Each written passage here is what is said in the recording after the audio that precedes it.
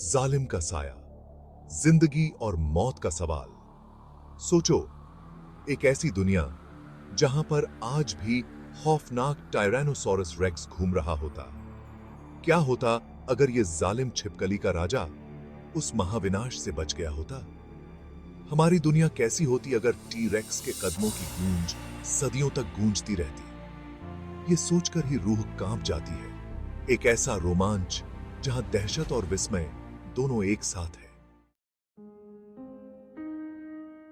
भाग 2, दानवों का राज। समय की गहराई में एक झलक। टी रेक्स के बचने की संभावना को समझने के लिए हमें पहले उस दुनिया को समझना होगा जहां से वो आया था। लेट क्रिटेशियस पीरियड, डायनासोर के युग का आखिरी अध्याय, अविश्वसनीय जैव विविधता का समय था। जिन ताकतों ने ग्रह को आकार दिया था और डायनासोर को फलने फूलने दिया था, वही अंततः उनके पतन का कारण बनेंगी। लेकिन क्या हो अगर किस्मत के किसी खेल से टी रेक्स बच गया होता? भाग 3, एस्टेरॉयड के बाद की दुनिया, एक नया सवेरा। चिक्सुलुब। एस्टेरॉयड का प्रभाव एक ऐसी विनाशकारी घटना जिसने आसमान को काला कर दिया और वातावरण को घुटन से भर दिया, डायनासोर युग के अंत का प्रतीक थी।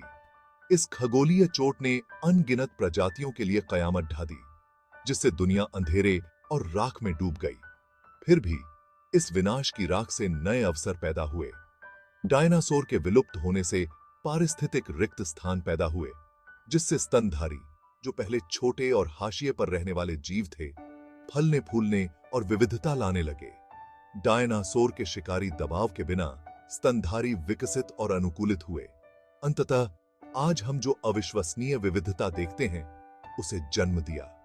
लेकिन क्या टी रेक्स, एक ऐसा जीव जो बहुत पहले चली गई दुनिया के लिए बना हुआ प्रतीत होता है, इस नई दुनिया में जगह पा सकता था? क्या यह बदलते परिवेश, नए शिकार और नए प्रतिस्पर्धियों के उदय के अनुकूल हो सकता था? भाग 4, सबसे बड़ा शिकारी बनाम आधुनिक दुनिया, दानवों का संघर्ष। एक आधुनिक शहर में टी रेक्स को घूमते हुए देखने की कल्पना कीजिए। उसके विशाल पैर कंक्रीट की घाटियों में चल रहे हैं। उसकी दहाड़ कांच के आसमान को चीरती हुई गूंज रही है। यह सीधे हॉलीवुड की फिल्मों जैसा दृश्य है। दानवों का एक भयानक लेकिन रोमांचकारी संघर्ष। लेकिन आधुनिक दुनिया में एक टी रेक्स की वास्तविकता शायद कहीं अधिक जटिल होगी। आधुनिक दुनिया जो मानव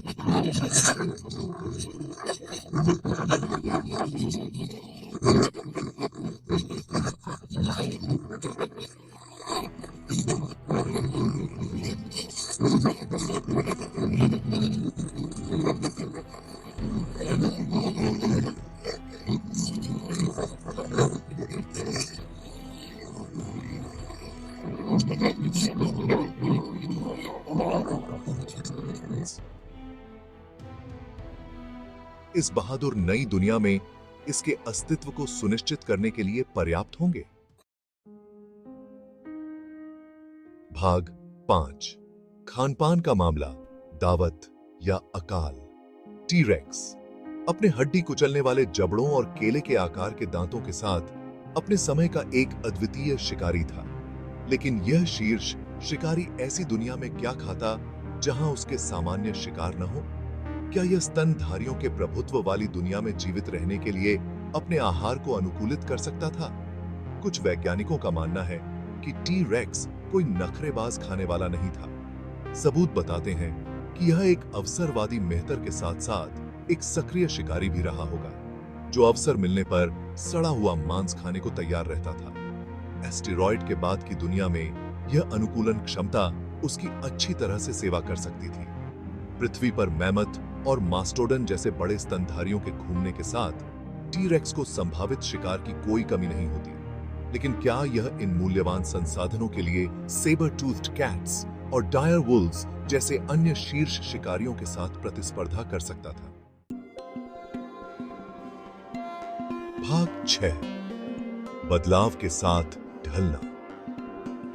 एक शिकारी का विकास। टी-रेक्स अपनी भयावह प्रतिष्ठा के बावजूद अपने समय की उपज था। इसका विशाल आकार, शक्तिशाली पैर और तेज इंद्रियां सभी एक विशिष्ट वातावरण और शिकार के अनुकूलन थे। क्या यह बदलती दुनिया के अनुकूल हो सकता था? एक नए पारिस्थितिकी तंत्र में पनपने के लिए नई रणनीति विकसित कर सकता था। विकास एक धीमी और क्रमिक प्रक्रिया है जो प्राकृतिक चयन द्वारा संचालित होती है। टी-रेक्स को लंबे समय तक जीवित रहने के लिए उसे बदलते परिवेश, शिकार की उपलब्धता और नए प्रतिस्पर्धियों की उपस्थिति के अनुकूल होना होगा।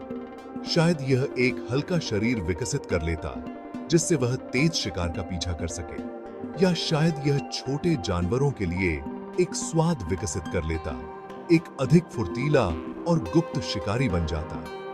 संभावनाएं उतनी ही अनंत हैं जितनी कि विकास की शक्ति। भाग 7 मानवीय तत्व, सह अस्तित्व या संघर्ष। सबसे दिलचस्प सवाल यह है कि इंसानों ने एक जीवित डायनासोर की उपस्थिति पर कैसे प्रतिक्रिया दी होगी। क्या हम इन शानदार प्राणियों के साथ शांतिपूर्वक सह अस्तित्व में रहे होते, उनका अध्ययन करते और उनके प्राचीन ज्ञान से सीखते, या हमारे डर और आत्मसंरक्षण की प्रवृत्ति ने हमें संघर्ष की ओर धकेल दिया होता? उत्तर मानव स्वभाव से जुड़ी अधिकांश चीजों की तरह दोनों का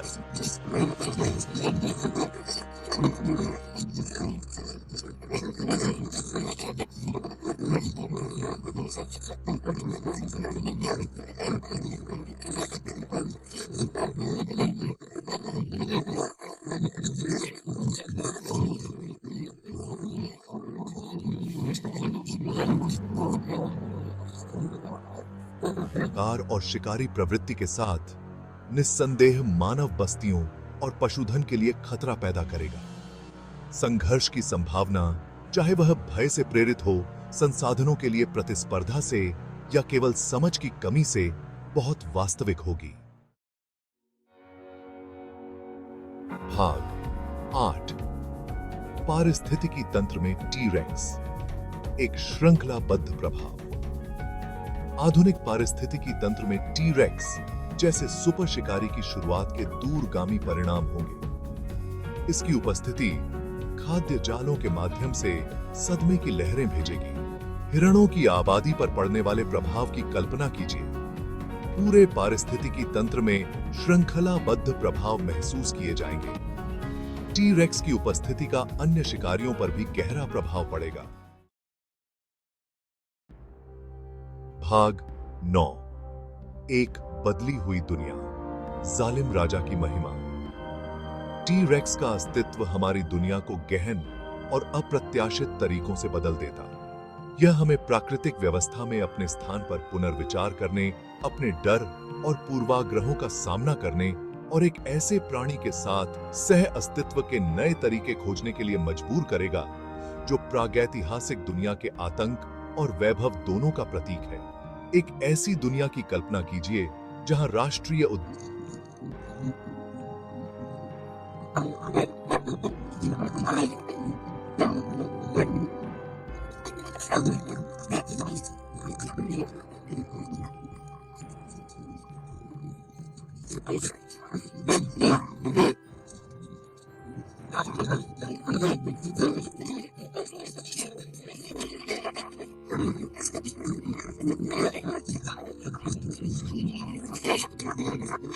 आकर्षण की निरंतर याद दिलाता रहेगा। यह एक भयानक और प्राण पोषक दोनों तरह की दुनिया होगी। एक ऐसी दुनिया जहां अतीत और वर्तमान जीवन के लचीलापन और अनुकूलन क्षमता के लुभावने तमाशे में टकराते हैं। भाग 10 स्थायी आकर्षण, आश्चर्य की एक विरासत। जबकि आज पृथ्वी पर घूमने वाले टी-रेक्स की संभावना विज्ञान कथा के दायरे में मजबूती से बनी हुई है, यह सवाल हमारी कल्पना को प्रज्वलित करता है और हमें पृथ्वी पर जीवन की अविश्वसनीय विविधता और लचीलापन की याद दिलाता है।